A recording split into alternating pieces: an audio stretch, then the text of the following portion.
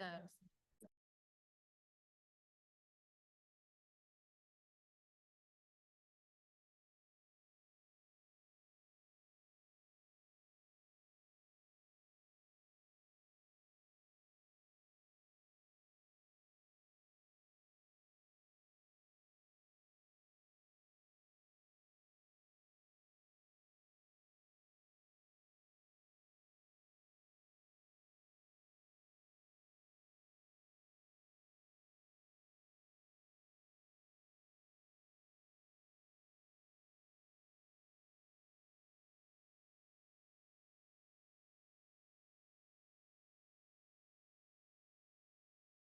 Oh, benar.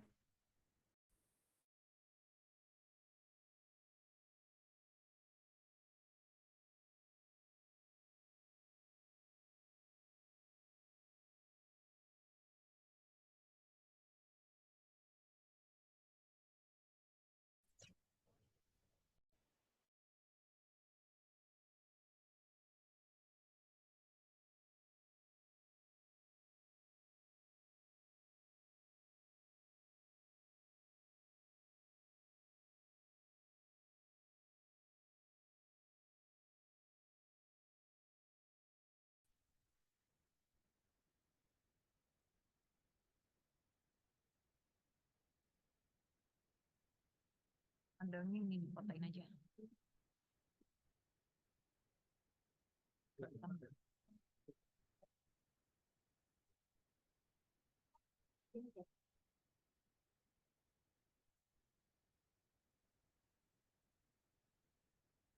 Kira-kira itu. Tapi nanti disesuaikan. Misalnya kita mulainya juga begitu.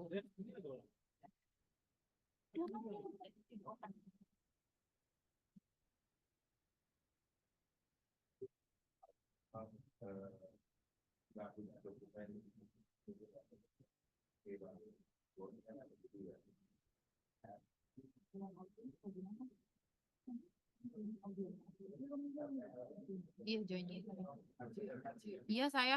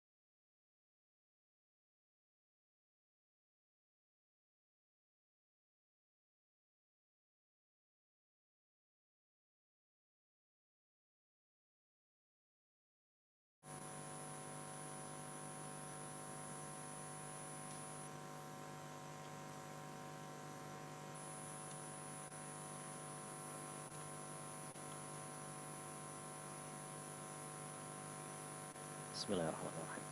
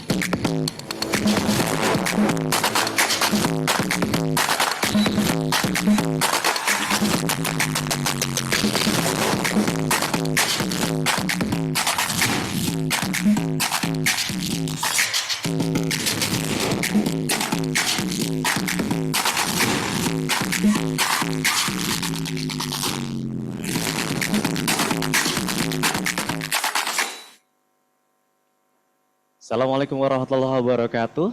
Salam sejahtera, Om Swastiastu, Namo Buddhaya, salam kebajikan. Selamat pagi Bapak Ibu peserta Public Expos tahun 2024 PT PP Properti Tbk. Sebagaimana kata pepatah, tak kenal maka tak sayang. Untuk itu perkenalkan saya Mir Faisal yang akan bertindak sebagai moderator dalam acara pagi hari ini. Sebagai informasi, PT PP Properti Tbk mencatatkan saham perdananya di Bursa Efek Indonesia pada tanggal 19 Mei 2015 dengan kode perdagangan atau kode tickers PPRO. PT PP Properti Tbk bergerak di sektor properti, real estate and building construction dengan subsektor property and real estate. PT PP Properti Tbk merupakan anak usaha BUMN konstruksi yaitu PT PP Persero Tbk. Bapak Ibu sekalian, peserta Public Expos tahun 2024, kegiatan Public Expos tahunan pada hari ini akan dibagi menjadi 2 sesi, di mana sesi pertama akan diisi dengan pemaparan direksi dan manajemen perusahaan, dan dilanjutkan dengan tanya jawab atau Q&A di sesi kedua. Dan Bapak Ibu dapat mengajukan pertanyaan dengan menuliskannya pada kolom Q&A yang tersedia pada Zoom webinar kali ini. Baiklah Bapak Ibu yang kami hormati, sebelum memasuki sesi pertama pada acara pagi hari ini, marilah bersama-sama kita saksikan penayangan dari video company update PT PP Properti Tbk.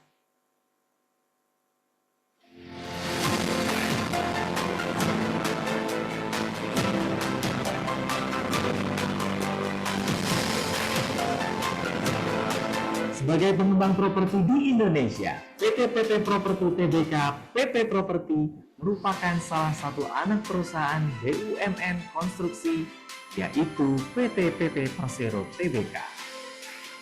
PP Properti juga berkomitmen dalam mengelola beragam portofolio, di antaranya apartemen, perumahan, perkantoran, hotel, dan komersial properti di Indonesia.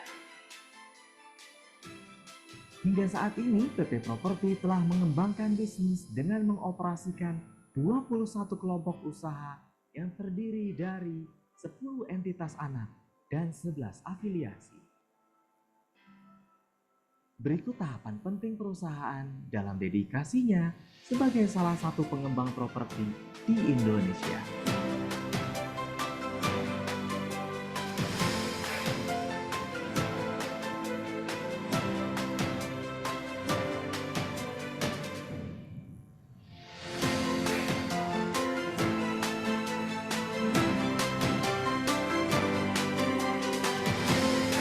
Berikut adalah susunan Dewan Komisaris PT PP Properti Tbk.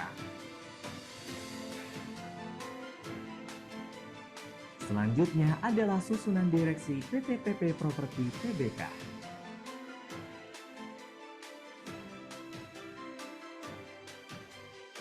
Adapun visi dari perusahaan kami adalah menjadi perusahaan pengembang nasional yang terkemuka dan berkelanjutan serta berdaya saing global.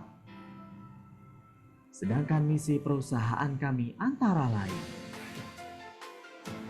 sebagai salah satu anak perusahaan BUMN, PP Properti menjunjung tinggi nilai akhlak sebagai nilai-nilai perusahaan dalam mendukung keberlanjutan usaha. PP Properti telah menerapkan tata kelola perusahaan yang baik sejak tahun 2015, di mana perusahaan berkomitmen untuk menyelenggarakan pengelolaan usaha dengan praktik korporasi yang berkelanjutan dan penerapan tata kelola yang baik. PP Properti membagi bisnisnya menjadi 3 sektor, yaitu residensial, hotel,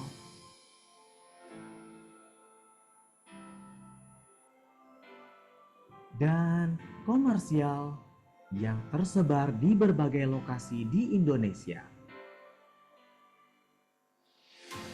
Adapun aset milik PP Properti yang tersebar di beberapa lokasi di Indonesia terdiri dari 9 residensial, 4 student residence, 3 landed house, 3 hotel, 4 komersial, dan 21 land bank.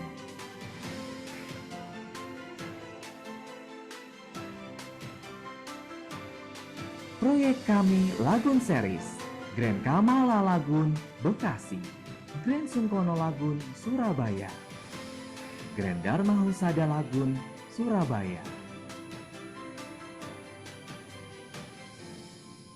Student Residence, Lovin Apartment, Jatinangor, Evencio Apartment, Depok, Begawan Apartment, Malang, The Alton Apartment, Semarang.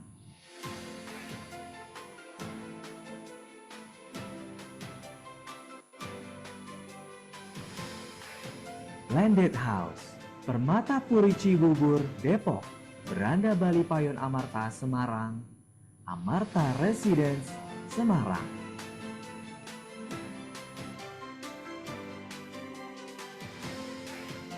Residensial, di Ayuma Apartment, Tangerang Selatan, Western View Apartment, Surabaya, Gunung Putri Square, Bogor,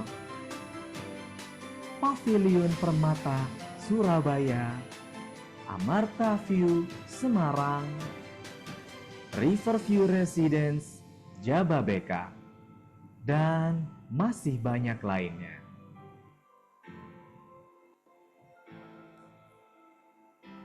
Komersial, Kidzania Surabaya, Kaza City Mall Surabaya, Balikpapan Ocean Square Balikpapan, Grand Sleepy Tower, Jakarta.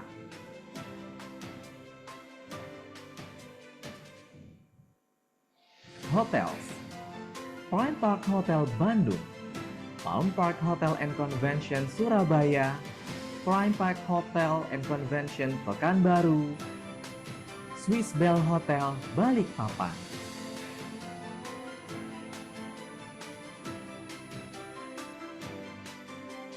PP Properti berfokus dalam mengembangkan produk properti dan pengelolaan realty dengan konsep Beyond Space. Tidak hanya menyediakan ruang, PP Properti juga menyediakan hunian yang nyaman dengan fasilitas lengkap dan beragam.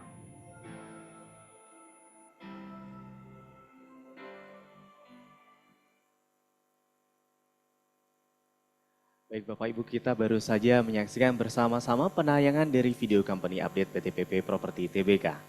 Dan telah hadir bersama-sama kita secara virtual jajaran manajemen PT PP Properti Tbk. Yang pertama kita akan menyapa Bapak Andek Prabowo selaku Direktur Utama PT PP Properti Tbk. Selamat pagi Pak Andek. Selamat pagi Mas Faiz. Baik, terima kasih Pak Andek. Berikutnya kita akan menyapa Bapak Denny Budiman selaku Direktur Keuangan PT PP Properti Tbk. Selamat pagi Pak Denny. Baik, berikutnya kita akan menyapa Ibu Diah Rahadiani selaku Direktur Pengelolaan Bisnis dan HCM PT PP Properti Tbk. Selamat pagi, Bu. Dan terakhir kita akan menyapa Bapak Daniel Muiz selaku Managing Director PT PP Properti Tbk. Selamat pagi Pak Daniel. Selamat pagi Bapak Ibu. Baik Bapak Ibu, tadi adalah jajaran manajemen dari PT PP Properti Tbk. Berikutnya kita akan menyaksikan bersama dan mendengarkan pemaparan dari manajemen PT PP Properti Tbk. Kepada Bapak Ibu kami persilahkan.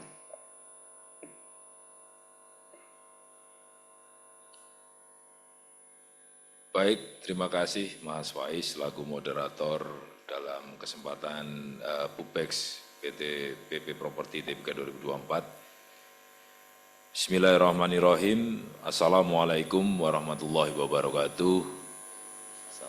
Selamat pagi, semangat pagi, salam sehat, salam sejahtera buat kita semua. Pertama-tama izinkan saya menyertai Bapak Ibu semuanya untuk mengucapkan syukur alhamdulillah kepada Tuhan Yang Maha Esa Allah Subhanahu wa taala atas nikmat waktu, nikmat sehat kita semua bisa menghadiri Public Expose PT PP Properti Tbk 2024. Dalam kesempatan ini kami juga mengucapkan terima kasih atas dukungan dan support para stakeholders PPRO sampai dengan hari ini masih setia dengan kami.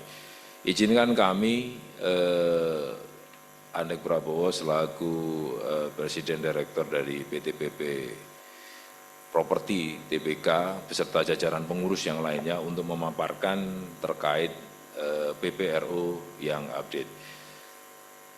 Sebagaimana kita ketahui pada tahun 2019, sedikit flashback pada tahun 2019 bahwa industri properti, pelaku usaha properti mengharapkan 2019 adalah titik balik dari bisnis properti, yaitu puncak dari gain dari industri properti.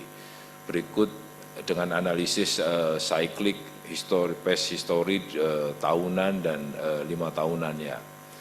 Namun menginjak akhir tahun 2019 seiring dengan adanya kejadian pandemik di China saat itu akhirnya mengglobal menjadi suatu pandemik berskala global di dunia. Pada tahun 2020 Indonesia juga ikut menyatakan bahwa 2020 adalah wabah pandemik COVID-19 sehingga pada 2020 yang secara teori maupun analisis para pelaku bisnis bahwa emerging untuk industri properti di 2020 berbeda jauh dan decline, sehingga pada 2020 semua pelaku usaha properti dan sektor lainnya juga mengalami dampak yang sama, yaitu stagnan dan declining. Terus kemudian alhamdulillah di 2021 pemerintah juga melakukan langkah-langkah stimulus-stimulus untuk menjadikan bangkitan-bangkitan pelaku usaha di 2021. Salah satunya adalah penetapan dari Bank Indonesia tentang LTV KPR dengan DP 0%, serta PPN DTP ditanggung pemerintah sebesar 50% dan serta penurunan suku bunga 3,5% saat itu membuat stimulus sektor properti untuk bisa jadi bergerak dan menggeliat. Namun di masa-masa survive itu di 2021 dengan stimulus yang ada, industri properti juga masih belum cukup signifikan bangkitannya. Sampai dengan tahun 2022 pemerintah juga memberikan stimulus dengan pelonggaran protokol kesehatan, terus kemudian diperpanjang suku bunga acuan bunga Bank Indonesia sampai 18 bulan ke depan, sehingga bisa memberikan stimulus-stimulus tambahan. Dan alhamdulillah di 2022 mulai ada kebangkitan dari sektor properti. Terus kemudian menginjak ke average di tahun 2024 di semester 2 itu juga secara key highlight bahwa Indonesia memproyeksikan tumbuh 4,9%. Namun kendati demikian masih ditemukan beberapa rendahnya daya beli masyarakat terhadap sektor properti. Terus kemudian tahun 2024 adalah tahun politik yang notabene adalah hajatan besar Republik ini untuk melakukan pemilihan pemimpin barunya di pemerintahan baru serta legislatif serta pemimpin-pemimpin di daerah. Ini tentunya membuat para pelaku usaha juga memberikan respon wait and see dan menunggu kebijakan-kebijakan di pemerintahan yang baru. Dalam hal ini juga mempengaruhi respon pasar maupun daya beli dari masyarakat terkait industri properti. Kendati demikian, meskipun di tahun politik, tapi di Oktober sudah ada keputusan bahwa Presiden terpilih dan definitif setelah disahkan oleh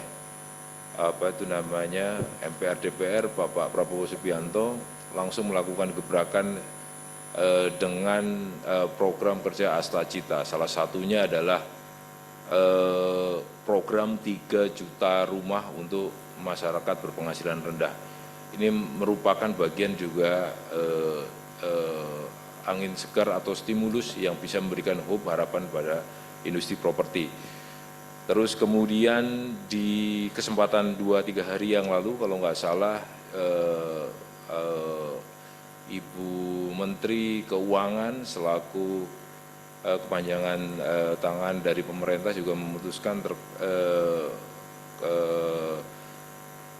perpanjangan PPNBDB di tahun 2025 serta pengaturan PPN 12% untuk sektor-sektor tertentu. Ini tentunya berharap nanti juga memberikan suatu stimulus tambahan untuk tumbuhnya pelaku bisnis di sektor properti. Terus kemudian tidak menutup kemungkinan juga ada cons juga atau kontra terkait dengan PPN 12%. Ini teman-teman juga melihat ada dampak juga di daya beli masyarakat terkait dengan supply chain yang related dengan kenaikan 12% tersebut. Untuk itu PP Property dalam hal ini dalam menghadapi dinamika yang terjadi secara makro maupun mikro maupun dampak global, kami melakukan refreshment dan kajian ulang terhadap produk-produk yang telah terbangun dan kemudian strategi 2-3 tahun sampai 5 tahun ke depan apa yang efektif terkait dengan itu. Untuk itu kami lakukan mapping terhadap bisnis SIS yang ada, baik sisi realty, komersial maupun hospitality. Kita petakan dan didapatkanlah titik-titik yang mana menjadi champion industri properti yang mempunyai segmentasi mendukung untuk PP Property. Salah satunya adalah student residential yang ada beberapa kota yang pernah dan telah kita kembangkan seperti di Malang, di Bandung, Jatinangor, dan di Semarang. Ini menjadi suatu produk unggulan kami ke depan untuk menemukan segmentasi spesialis dari kami PP Property. Terus kemudian kami juga dibantu oleh konsultan yang berkompeten untuk melakukan prediksi atau forecasting 3 sampai 5 tahun ke depan terkait dengan segmentasi yang akan kita sasar dan membuat RKAP yang terkait dengan kebijakan-kebijakan ke depan supaya kami lebih sehat dan survive. Terus didukung dengan beberapa environment dari pemerintah dengan adanya program hilirisasi di proyek migas dan batu bara diprediksi akan tumbuh dan puncaknya nanti insya Allah di 8% secara data dan prediksi dari sumber yang kami himpun. Ini menjadi salah satu indikator kembali trigger dan menjadi boomingnya sektor properti di tahun-tahun mendatang di era insya Allah di tahun 2026 sampai 2029. Untuk selanjutnya kami akan paparkan terkait dengan financial performance. Untuk itu saya akan dibantu oleh Bapak Denny Budiman selaku Direktur Keuangan. Bapak Denny dipersilahkan. Baik, terima kasih Pak Andek. Bapak Ibu peserta PUBEX PP Properti tahun 2024, izinkan kami menyampaikan terkait kinerja keuangan. Jadi kalau kita lihat secara year on year, yaitu dari 2023 kemudian ke prognosa 2024. Kalau kita lihat dari sisi aset, memang kita ada penurunan. Jadi dari aset kita 2023 sebesar 19,8 triliun itu mengalami penurunan menjadi sekitar 18 triliun. Namun dari sisi liabilitas juga ada penurunan dari tadinya 16,4 menjadi 15,8 secara year on year. Kemudian untuk ekuitas ini juga ada penurunan dari 3,2 menjadi 2,2 triliun. Dari sisi pemasaran memang kita juga mengalami penurunan karena tadi yang sudah disampaikan oleh Pak Andek bahwa ada penurunan daya beli dari sisi masyarakat.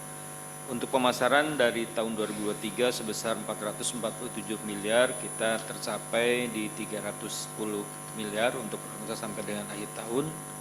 Kemudian untuk penjualan dari tahun 2003 sebesar 983 miliar, kita prognosakan di akhir tahun 2024 sekitar 463 miliar. Nah, tentu saja dengan penurunan penjualan juga ini akan berakibat terhadap EBITDA. Jadi EBITDA kita yang tadinya di tahun 2023 sebesar 30,6 miliar, ini diprognosakan kita di akhir tahun 2024 tercapai di 6,5 miliar. Jadi mungkin itu Bapak Ibu yang bisa kami sampaikan terkait dengan kinerja keuangan. Mungkin selanjutnya untuk bisnis strategi akan dilanjutkan oleh Ibu Dini sebagai Direktur Bisnis. Kami persilakan Bu Dini. Baik, terima kasih Pak Denny. Selamat pagi Bapak Ibu peserta PUBEX PPRO 2024. Izinkan kami memaparkan rencana strategi bisnis PPRO ke depan. Kami sudah membuat strategi ada 5 pilar penguatan bisnis PPRO. Yang pertama adalah operational excellence, di mana ini kami mencoba untuk berbenah diri dan meningkatkan kapabilitas melalui penguatan model bisnis, project based clustering atau strategi portfolio, aset recycling program, dan juga efisiensi operasional. Lalu selanjutnya kami merasakan perlu adanya business transformation, di mana nanti kami akan berfokus pada bisnis yang dengan market yang lebih luas dan juga serapan pasar yang lebih tinggi, namun dengan capex yang fleksibel.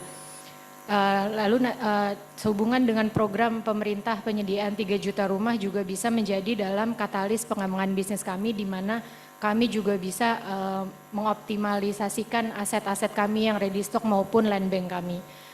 Yang keempat, melalui restrukturisasi keuangan, di mana kami mencoba ada penjadwalan kembali terhadap pembayaran hutang-hutang mengikuti kemampuan cash flow yang dimiliki oleh perseroan. Dan juga 5 sumber pendanaan baru yang mana akan didominasi oleh pendanaan pihak ketiga non perbankan, yaitu melalui skema kerjasama dengan investor. Ini mungkin penjelasan lebih detail dari rencana kami melalui operational excellence. Tadi sudah saya sebutkan ada project based clustering di mana kami membagi menjadi 3 cluster untuk aset-aset atau portfolio-portfolio PPRO. Yang pertama adalah accelerate di mana aset-aset dengan potensi pengembangan yang baik akan terus kita tingkatkan sehingga bisa berkontribusi positif bagi PPRO. Dan juga aset-aset yang pengembangannya terbatas atau mungkin unit-unit ready stock kami namun masih memiliki kemampuan menghasilkan cash yang mudah, ini akan kami jadikan sebagai cash reserve atau salah satu cash flow kami melalui penjualan-penjualan unit. Dan juga ada recycling aset untuk aset-aset yang non-produktif dengan menerapkan harga sesuai dengan market value.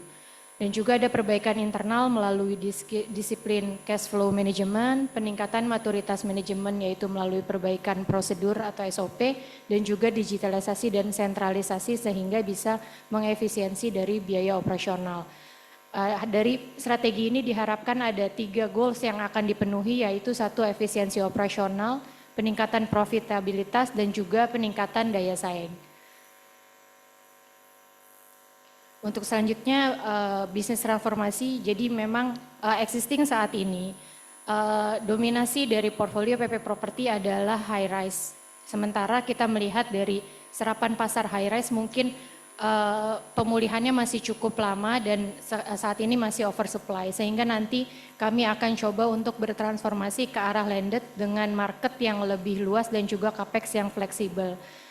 Sementara high rise kami akan berfokus pada student residence di mana dari performa portfolio kami memiliki performa terbaik dari semua portfolio high rise kami sehingga akan kami juga kembangkan kembali student residence yang low rise maupun high rise.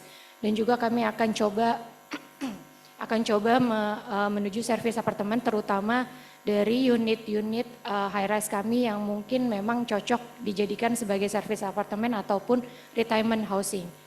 Itu dari segi portfolio bisnis, sementara dari segi struktur pengembangan atau pendanaannya nanti kami akan berfokus pada kerjasama KSO dengan landowner untuk produk-produk landed baru kami maupun kerjasama KSO dengan investor untuk produk-produk low rise dan high rise di student residence. Untuk business transformation roadmap, jadi memang kami sudah coba membuat strategi jangka panjang. Dari start tahun depan ini kami menyebutnya ada fase penyetaraan di mana kami akan fokus berbenah diri gitu ya melalui tim kendali penyehatan keuangan dan juga berfokus pada penjualan ready stock kami sehingga bisa mengenerate cash lebih untuk buffer atau tabungan kami untuk pengembangan baru. Dan juga kami coba memulihkan branding PPRO sehingga mengembalikan kepercayaan market atas kapabilitas PPRO. Untuk fase kedua yaitu rentang waktu tahun 2026 sampai 2027 ini kami juga ada pembentukan task force untuk perbaikan prosedur operasi dan juga peningkatan kapasitas SDM. Dan nanti direncanakan akan ada pilot project atau pilot project baru mungkin dari beberapa tahun terakhir belum ada pengembangan baru dari PP Pro, nanti di rentang 2026 sampai 2027 akan ada pilot project baru di lahan existing seperti misalnya di Transyogi ataupun di Lovin Jatinangor di Jawa Barat. Dan juga ada beberapa portfolio kami, portfolio high-rise kami yang dikonversi menjadi service apartment. Dan juga kami berharap branding PP Pro akan semakin kuat dengan kapabilitas yang ditingkatkan tadi. Untuk fase transformasi awal di tahun keempat atau ke-6 tahun 2028 sampai 2030 itu kami akan coba restrukturisasi organisasi dengan organisasi yang lebih efisien dan juga efektif.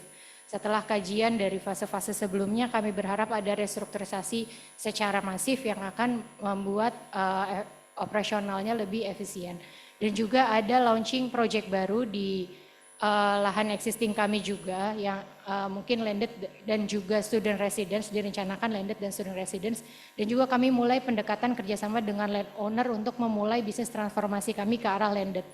Dan juga dari recycling aset kami yang memang kurang produktif dan juga peningkatan building management sebagai profit center. Untuk fase transformasi akhir di rentang waktu 2031 sampai 2034 kami mentargetkan sudah ada 5 successful project dan juga ada launching dari brand line landed kami yaitu Prime Permata Puri dan juga penyelesaian SHMSRS apartemen existing. Dan juga ada retirement housing inisiasi ini mungkin ada satu lini bisnis baru untuk recurring kami yaitu melalui retirement housing dan juga kami sudah menargetkan sudah ada lebih dari 5.000 consumer database sehingga nanti kami bisa menuju new PPRO era di mana setiap 2 tahun akan ada satu proyek baru dan juga per tahunnya ditargetkan ada kurang lebih 1.000 unit yang terjual dan juga revenue dan juga cash collecting lebih dari 1 triliun per tahun. Ini strategi kami yang direncanakan dalam waktu dekat. Ini ada landed house di Transyogi Cibubur. Kami melihat dengan meningkatnya pasar rumah tapak dan juga berkembangnya area Cibubur sebagai penyokong kota Jakarta. Proyek ini akan dapat bersaing dan juga akan dapat terserap oleh pasar dengan baik. Untuk di Semarang kami juga masih ada 13 hektar yang rencana akan dikembangkan sebagai landed. Ini juga kita melihat ada multiplier efek yang tinggi dari ekonomi kota Semarang dengan potensi industrinya sehingga kami harapkan pengembangan ini juga akan dapat respon pasar yang baik dan juga bisa berkontribusi positif bagi PPRO.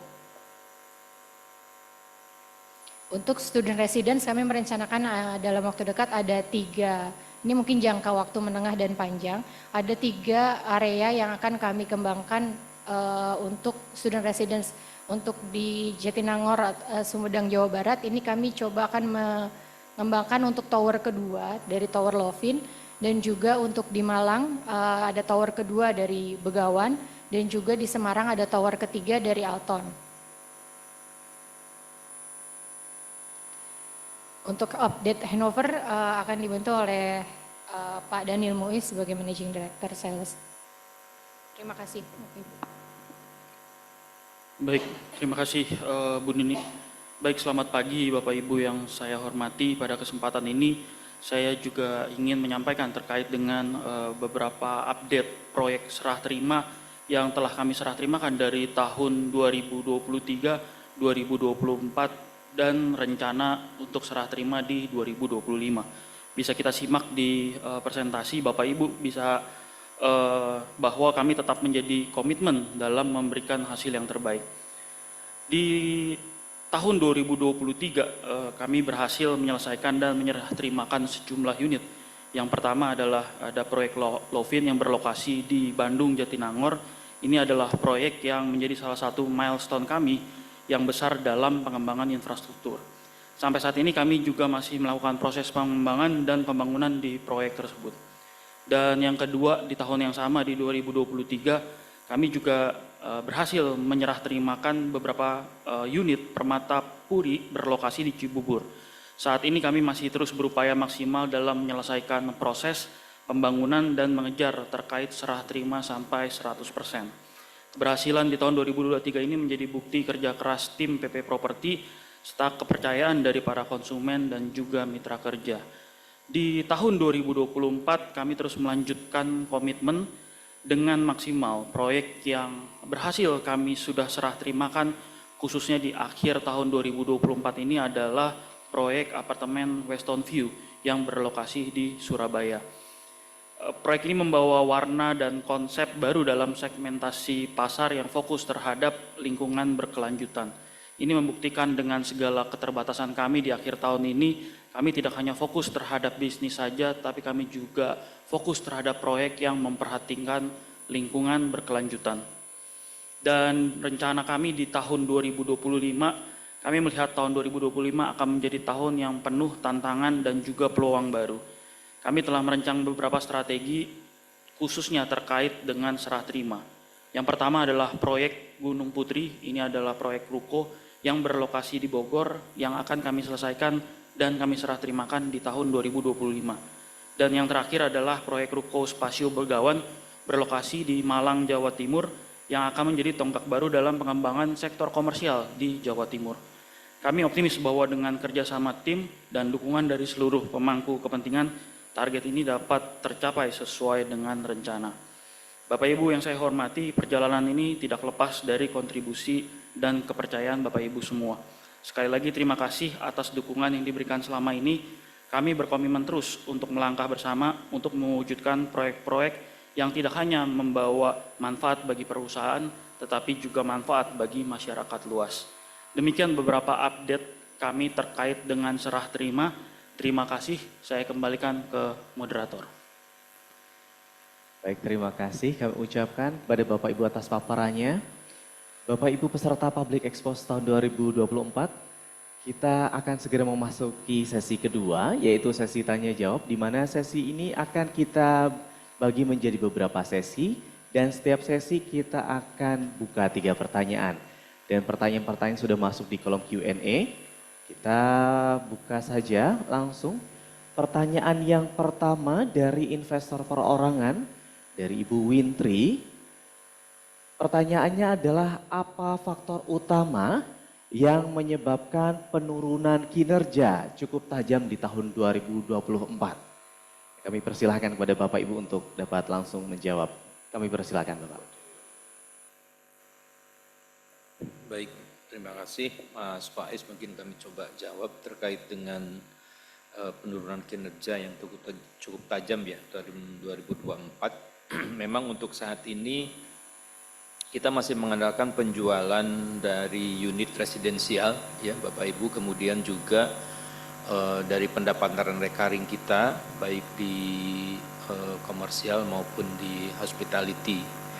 Nah memang kita ada rencana bahwa harusnya ada lahan yang bisa kami lepas ya untuk tahun 2024. Namun karena kondisi kelihatannya untuk properti masih cukup tertekan sehingga untuk penjualan lahan ini belum bisa terrealisasi.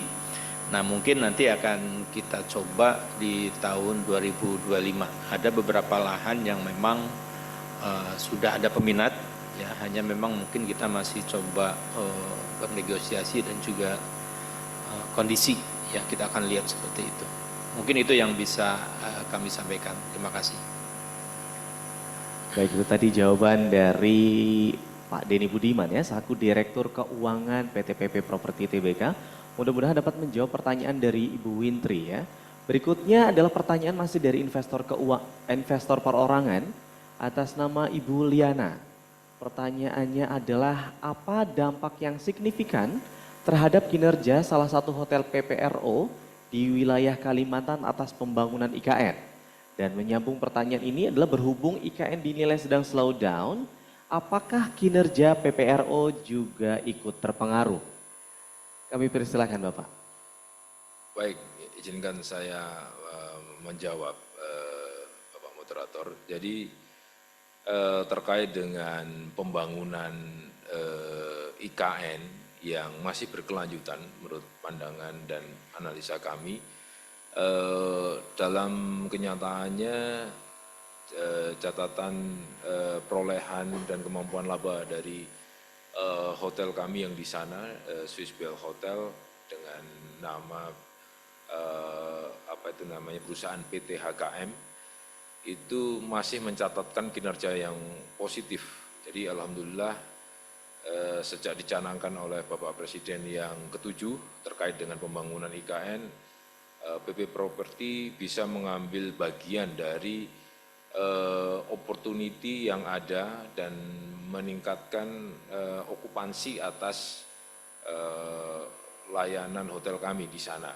Berikut dengan area-area komersial pendukung dari perhotelan. Meskipun di 2024 banyak proyek yang diselesaikan kemarin, termasuk ikonik Istana Garuda, sehingga Istana Presiden, terus kemudian beberapa paket-paket lainnya yang sudah selesai di IKN, sehingga aktivitas sedikit menurun terkait dengan konstruksi di sana, namun kami masih bisa mendapatkan market share yang cukup baik dan meningkatkan kinerja dan okupansi atas hotel-hotel kami dibandingkan tahun sebelumnya, sebelum ada kegiatan di IKN.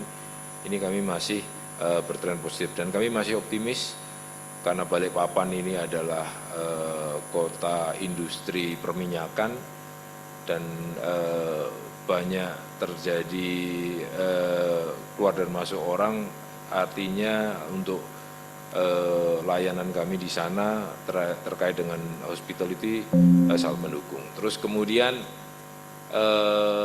dari dua segmen yang ada di sana, komersial dan ini dan hospitality, nanti harapannya menjadi tulang punggung atau backbone atas unit bisnis kita yang ada di sana. Terus kami juga yakin dan positif nanti sesuai dengan roadmap dari IKN yang akan ditempati di 2028 insya Allah oleh Bapak Presiden, artinya penyelesaian IKN terus dipacu dan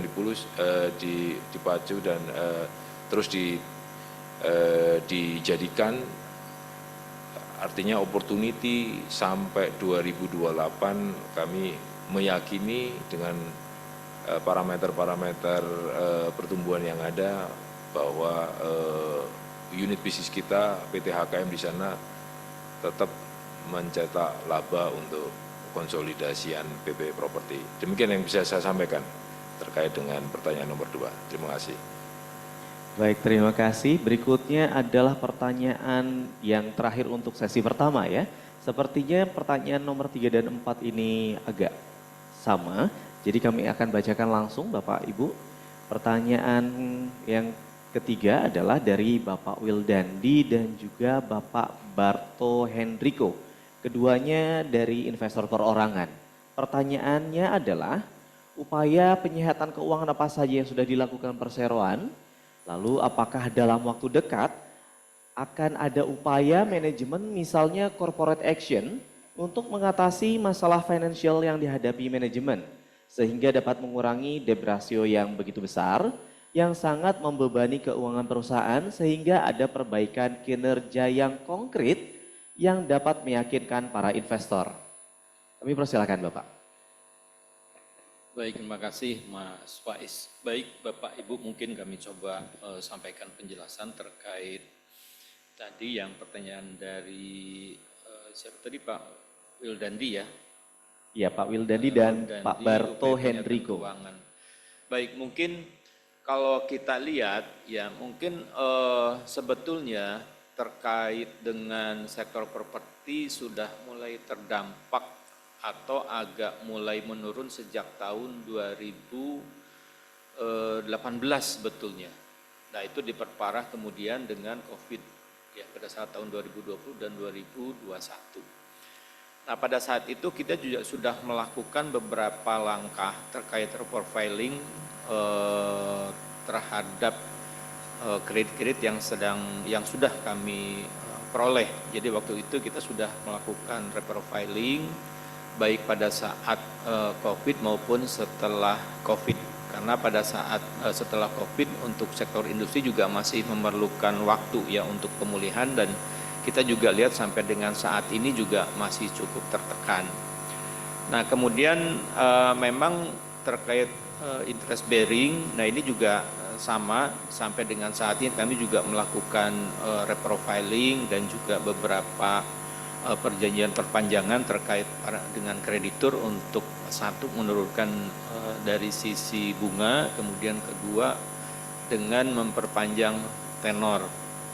Nah selain itu juga untuk memperbaiki terkait kinerja keuangan kita juga memang berusaha melepas beberapa lahan investasi atau dengan kata lain kita melakukan aset recycling ya hanya mungkin pada saat ini karena semua sektor terutama di high rise ya untuk properti ini masih cukup tertekan sehingga kebanyakan untuk yang developer pun kondisinya kurang lebih sama. Jadi untuk saat ini mereka cenderung untuk berkolaborasi atau KSO. Nah ini kita juga sedang mencoba menjajaki beberapa partnership ya dengan beberapa investor terkait pengembangan lahan yang memang sudah kita punyai. Nah jadi ya memang kita akan coba sekali lagi untuk mengajukan perpanjangan terkait dengan kredit baik untuk kreditur perbankan maupun dengan kreditur lainnya. Mungkin itu yang bisa kami sampaikan. Terima kasih. Baik, terima kasih kami ucapkan kepada Bapak Ibu. Sesi pertama sudah kita tutup ya, kita akan buka lagi sesi kedua, di mana sesi kedua juga kita akan coba membuka 3 pertanyaan. Dan pertanyaan-pertanyaan tersebut juga sudah berada di kolom Q&A. Kita akan buka langsung pertanyaan yang pertama di sesi kedua dari Ibu Rahma, dari investor perorangan juga. Pertanyaannya adalah, bisa dijelaskan terkait skema kerjasama dengan investor seperti apa yang dianggap PPRO sebagai sumber pendanaan baru? Kami persilahkan Bapak atau Ibu. Terima kasih Mas Faiz, mungkin saya coba menjawab. Jadi memang seperti yang tadi sempat kami paparkan Bapak Ibu yang saya hormati, jadi kami coba approach untuk lahan existing kami, terutama pengembangan high rise dan yang sudah proven ya dari segi performance kinerjanya bagus seperti student residence, kami akan approach beberapa investor untuk invest dari segi pembangunan sehingga nanti bisa mengenerate bisnis yang baik bagi kedua belah pihak. Jadi memang ada di lahan existing dan sudah ada pembuktian lah dari tower sebelumnya dengan performa yang bagus.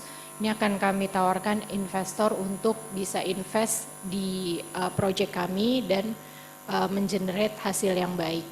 Untuk landed kami sendiri yang nantinya akan kami sasar, jadi memang kami coba untuk bekerja sama dengan landowner untuk mengembangkan atau memperluas portfolio landed kami, di mana nanti kami akan coba mengembangkan di lahan milik landowner dan juga mengenerate prospek yang positif dari bisnis tersebut. Mungkin kurang lebih seperti itu Bapak Ibu, terima kasih.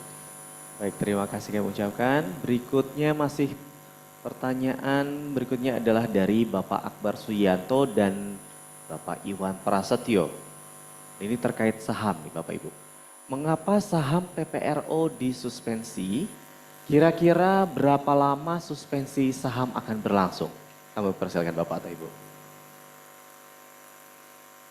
Baik Mas Faiz, terima kasih. Mungkin saya coba menyampaikan bahwa memang sebelumnya kami mohon maaf atas kondisi suspensi terkait dengan perdagangan saham PP Pro ya.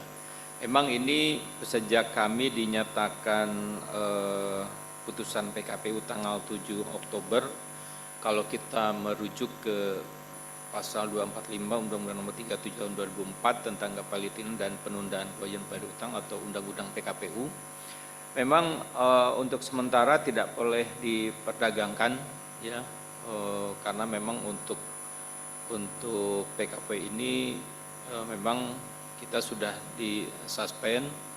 Nah kemudian terkait dengan suspensi itu sendiri, ini akan bisa kembali dicabut kalau memang kita sudah menyelesaikan terkait dengan pemenuhan kewajiban perusahaan ya, terkait nanti mungkin dengan homologasi ya, kemudian nanti setelah homologasi maka status PKPU-nya dicabut sehingga kita bisa kembali untuk bertransaksi di bursa.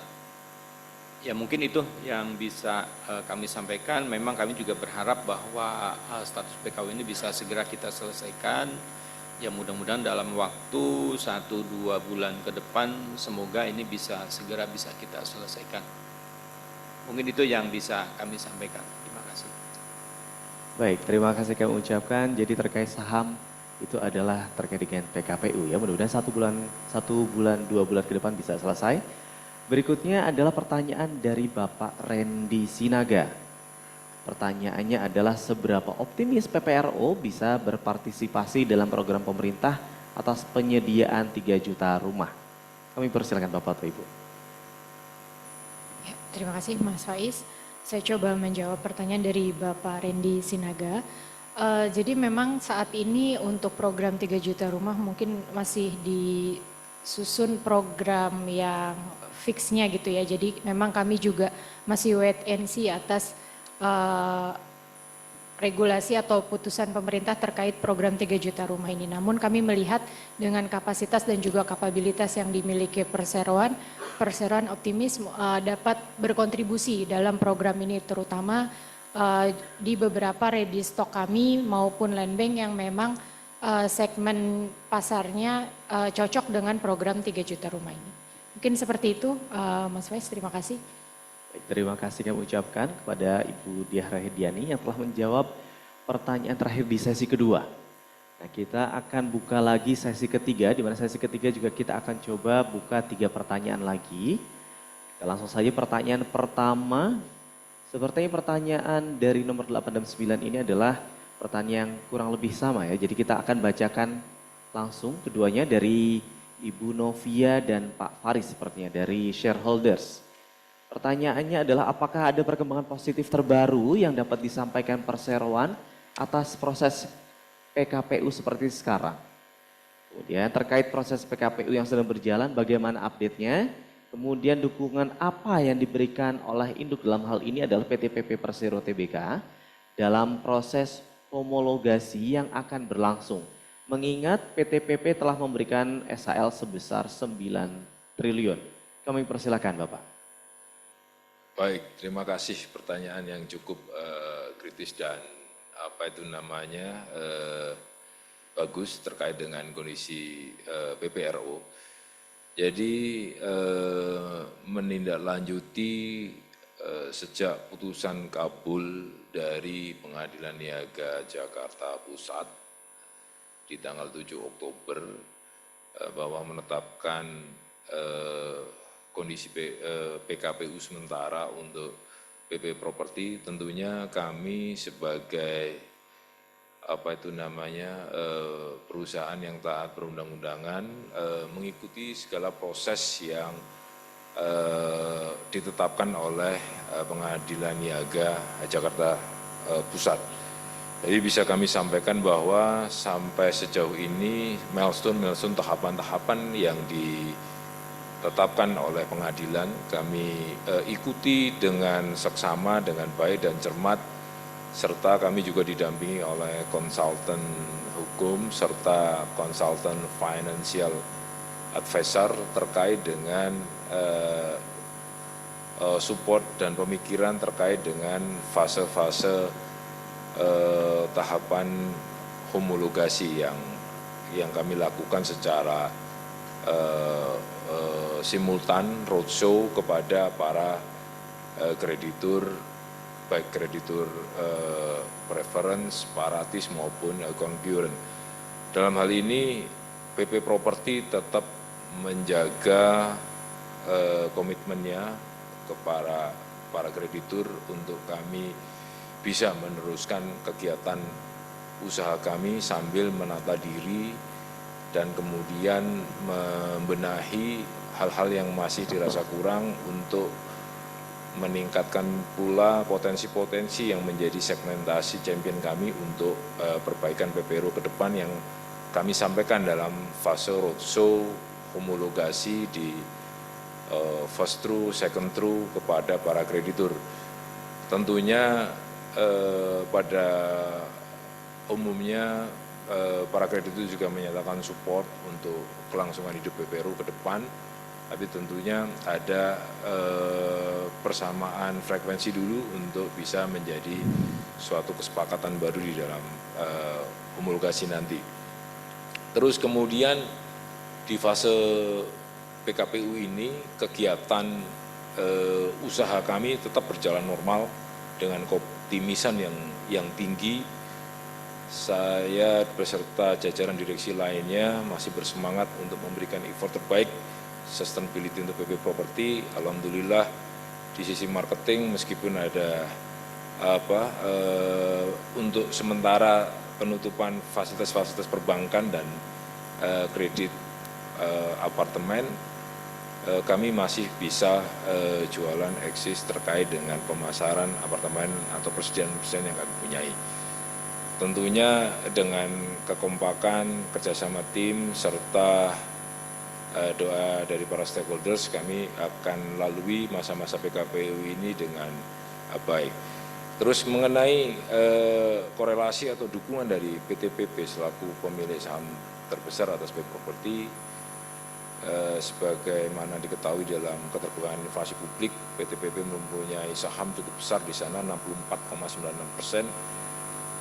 Support shareholder loan juga sudah diberikan kepada PPRO sejauh ini untuk memberikan stimulus ataupun dukungan untuk bisa PPRO semakin sehat dan menjadi bagian dari kreditur juga yang nantinya juga memberikan suatu support untuk kelangsungan PPRO ke depan. Terus kemudian harapannya nanti di tahun 2025 di bulan Januari bisa dilihat di dalam website Pengadilan Niaga Jakarta Pusat di tanggal 14 Januari dan 20 Januari adalah milestone babak baru untuk PP Property. Harapannya adalah kami tetap terus menjalankan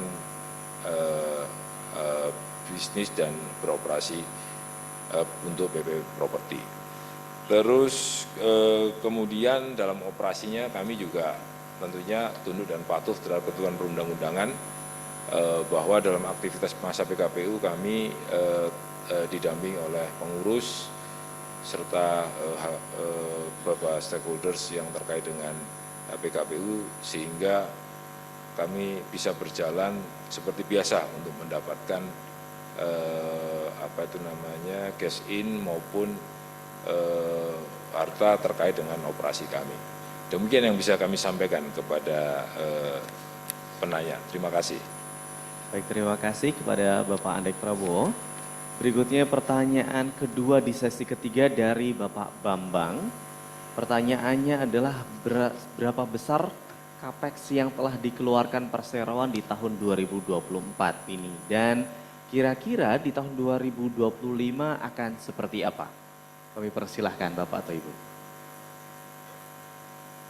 Ya, terima kasih Mas Faiz. Saya coba menjawab pertanyaan dari Bapak Bambang. Untuk Capex di 2024 kami merealisasikan sekitar 50%, ya mungkin sekitar 59% dari target RKAP kami di 2024. Untuk 2025 diproyeksikan akan tumbuh sekitar 13% dari Capex yang sudah direalisasikan di 2024. Mungkin seperti itu jawaban dari kami. Terima kasih. Terima kasih kami ucapkan, dan berikutnya pertanyaan ketiga ya. Pertanyaan terakhir di sesi ketiga dari Ibu Galih Nur sepertinya. Pertanyaannya adalah bagaimana pricing strategi PPRO untuk beradaptasi dengan kenaikan pajak 12%. Ini terkait kebijakan pemerintah yang akan menaikkan PPN sepertinya Bapak. Kami persilahkan. Baik, terima kasih kepada Bu Gali yang telah bertanya. Jadi kalau kita bicara terkait dengan potensi kenaikan PPN 12% di tahun 2025, pastinya dari sektor properti akan mempunyai berita yang mungkin akan menjadi sedikit bermasalah gitu ya di sales maupun di marketing secara penjualan. Kalau kita melihat dari dampaknya yang potensial yang akan terjadi, yang pertama pastinya akan terjadi kenaikan harga karena PPN 12% ini akan berlaku untuk semua terkait dengan progres pembangunan, konstruksi ataupun material, sehingga bagi segmentasi pasar menengah ke bawah yang sensitif terhadap harga akan menjadi masalah buat mereka dalam membeli properti pertama mereka. Dan ini makanya memerlukan strategi pricing yang harus berhati-hati dan bijaksana. Tapi kami dari perusahaan berkomitmen untuk tetap menjaga stabilitas harga, namun di salah satu sisi kami juga harus dan wajib menaikkan harga investasi sehingga capital gain dari investasi yang sudah diberikan oleh konsumen menjadi baik, menjadi sesuatu yang bermanfaat juga untuk para investor. Dari sisi investor pun ini juga akan mempunyai dampak yang cukup signifikan. Kenapa? Karena mereka akan melihat bahwa properti semakin tinggi harganya, sehingga dari sisi sewa mungkin yang mereka lakukan akan terdampak laba yang harus tadinya banyak menjadi sedikit. Nah, ini juga akan menjadi prioritas kami, strategi kami, bagaimana memberikan cara bayar dan juga harga khusus bagi para investor yang membeli dalam bentuk bulk sales atau dalam bentuk banyak. Nah, ini yang akan menjadi strategi kami terkait dengan kenaikan PPN 12% di tahun 2025. Tapi apapun itu Bapak Ibu terkait dengan program atau kebijakan pemerintah, kami dari BP Property siap mendukung dan siap support untuk kebijakan-kebijakan tersebut. Terima kasih.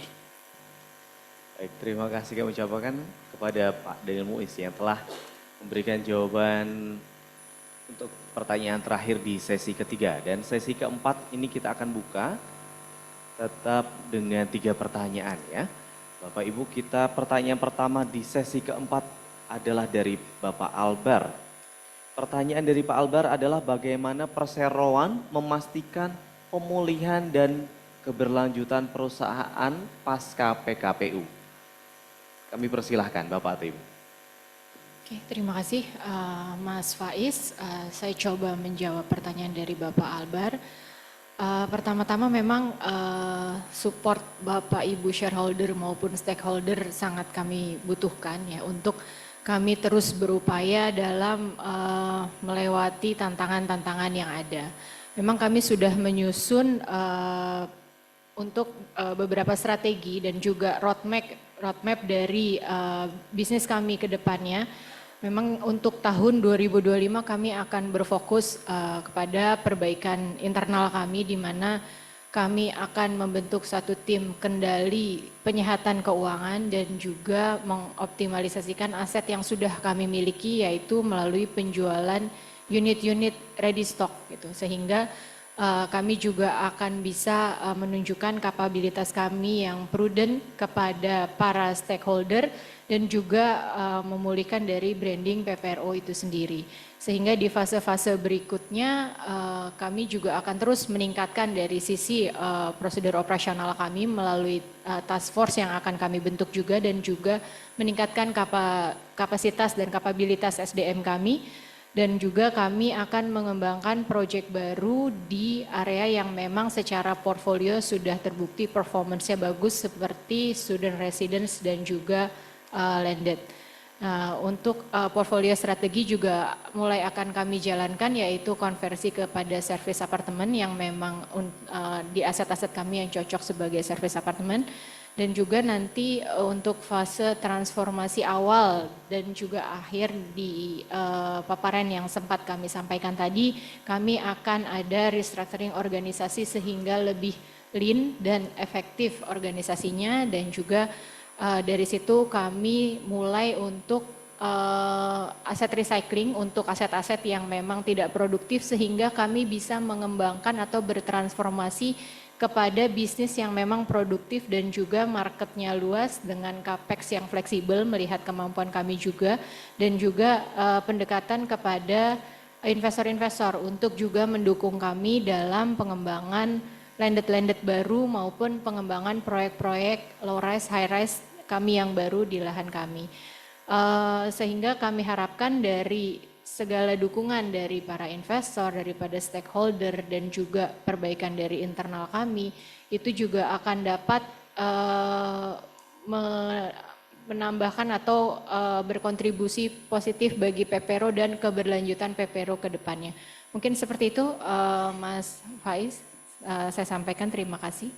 Baik, terima kasih. Berikutnya pertanyaan kedua di sesi ini. Masih dari investor individu dari Bapak Terry ya. Bagaimana cara perseroan menjual produk layanan secara langsung serta mudah kepada customer?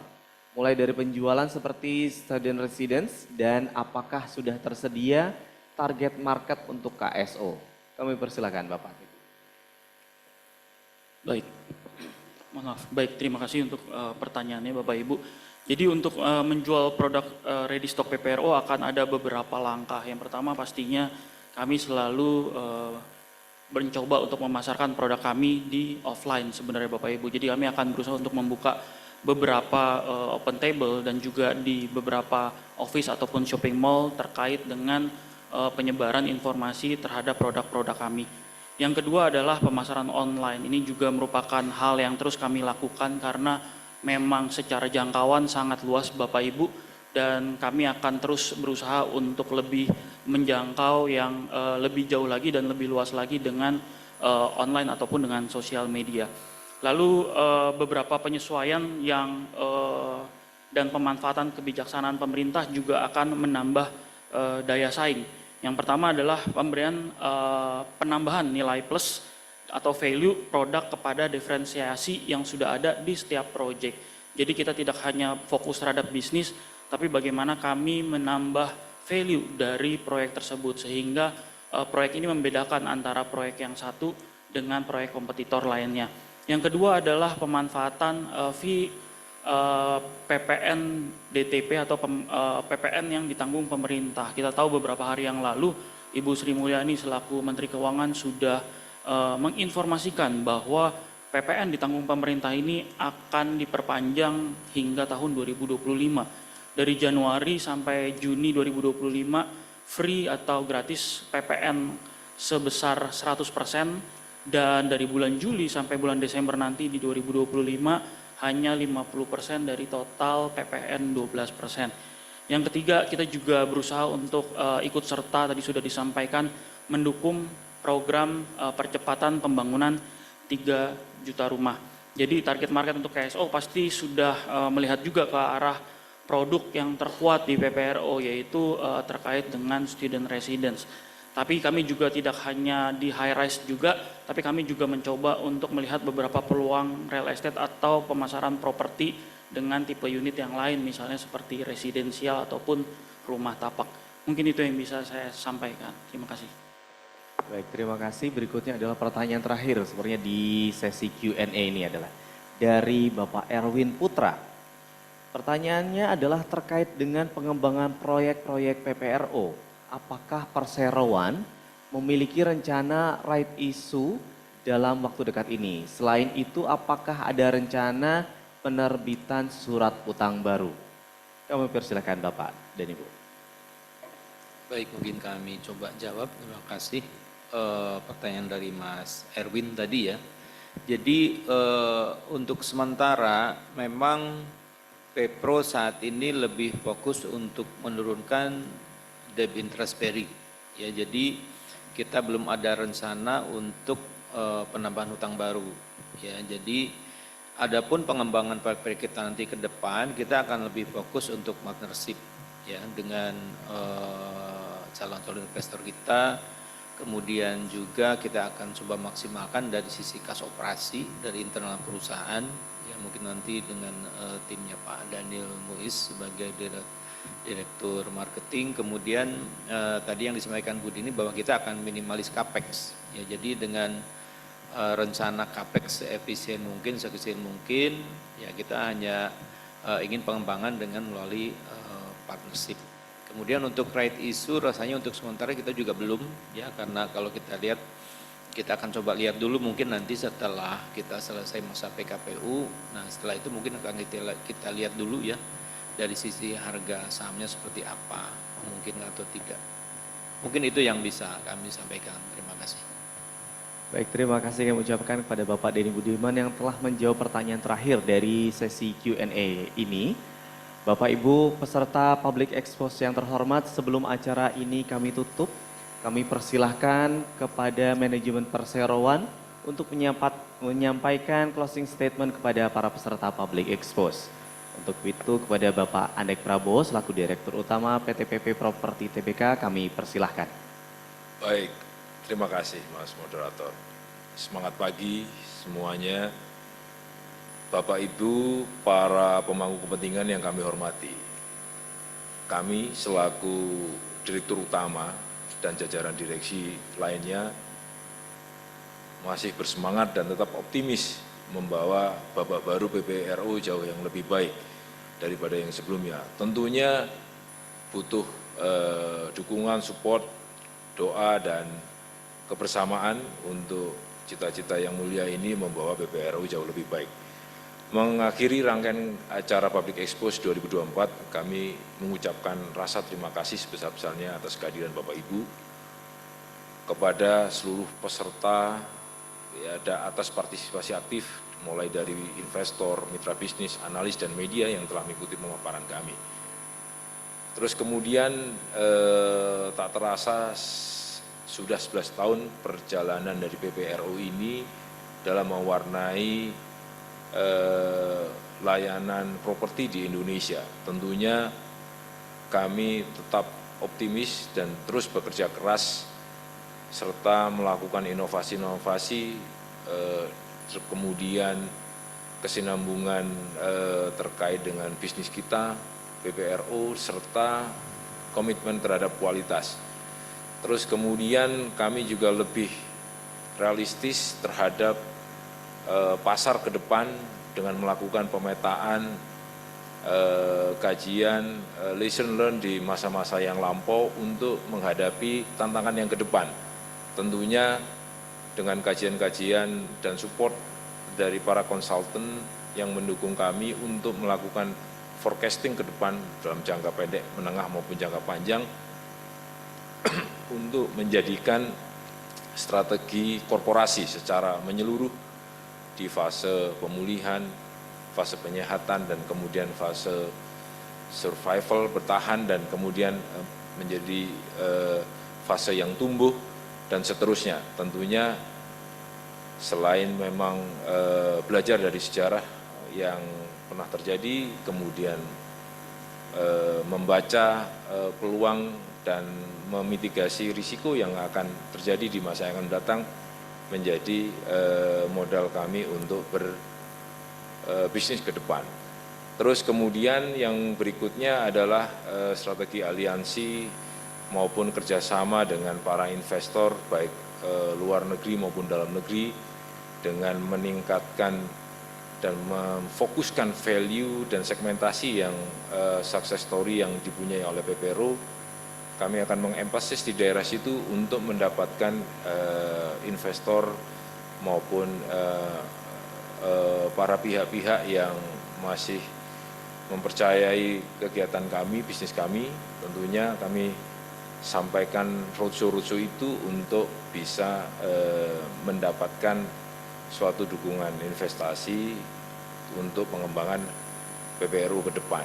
Dari sana kami lebih fokus dan selektif serta membaca situasi dinamika di pemerintahan yang ada, apa yang bisa dikolaborasikan, apa yang bisa dielaborasi bareng dengan kebijakan-kebijakan yang sedang berlaku pada pemerintahan yang ada, serta membaca market research dari para konsumen kita yang loyal. Tentunya kami akan jadikan suatu modal untuk memberikan kepastian maupun strategi ke depan untuk PPRO. Terus kemudian yang berikutnya sebelum kami akhiri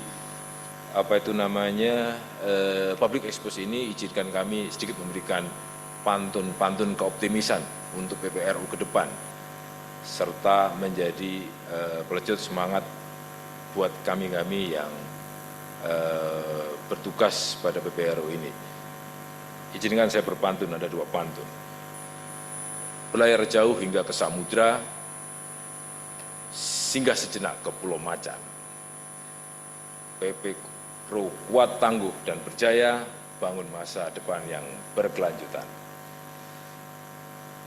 Es cendol durian, es lasih, cukup sekian dan terima kasih. Wabillahi taufik wal hidayah. Wassalamualaikum warahmatullahi wabarakatuh. Selamat pagi, salam sejahtera buat kita semua.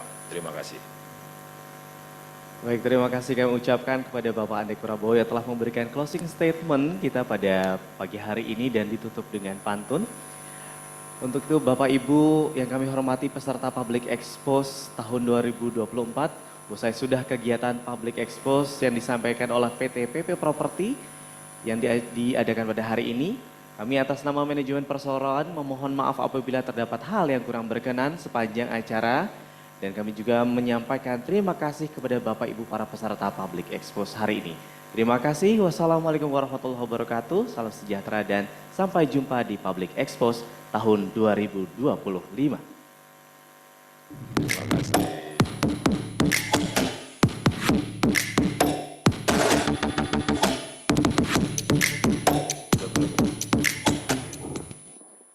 Udah, Sudah selesai, Pak. terima kasih.